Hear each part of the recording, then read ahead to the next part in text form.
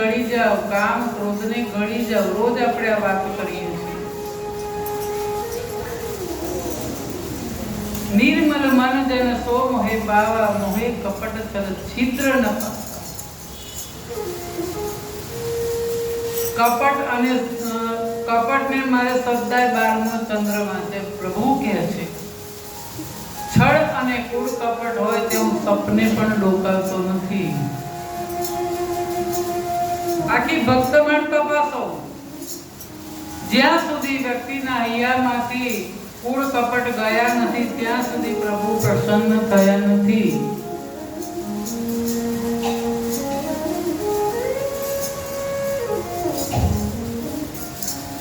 કાલે આપણે જોયું ને કે પેલા ચાંગદેવ બહુ જ્ઞાની હતા, બહુ સિદ્ધિ હતી એમની પાસે, તો એમનામાં અભિમાન હતું.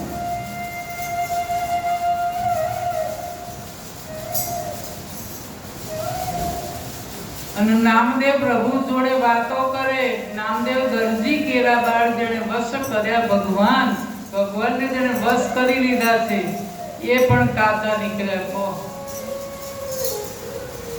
તો અહીં આપણે બે ચાર ભજન ગઈ નાખીએ પછી કઈ ઓહો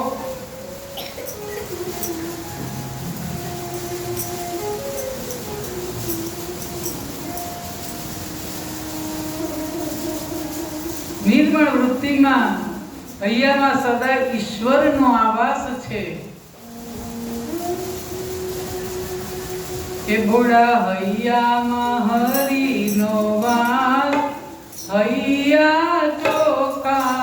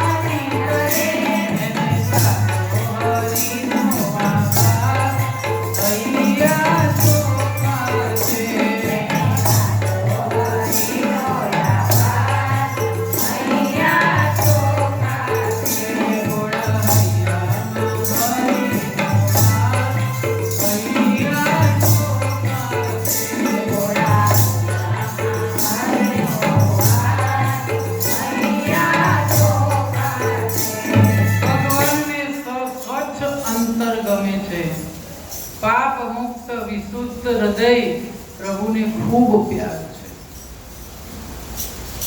જેમ અવાવરા ઘરમાં ધૂળના ઢગલાને આસપાસ બધા બાવાન જાડા જામ્યા હોય, એવા અવાવરા ઘરમાં આપણે પાપના ઢગલા થાય છે, એમ આસપાસ મોહ માયાના જાડા જામે છે.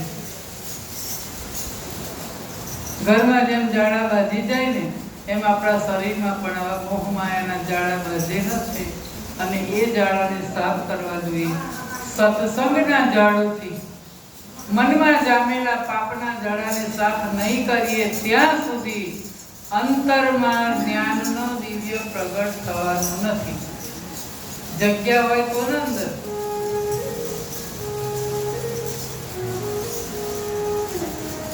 આપણા અંતરમાં હરી બેઠેલો જ છે, પણ એ ગંદકીમાં એને નથી ગમતું.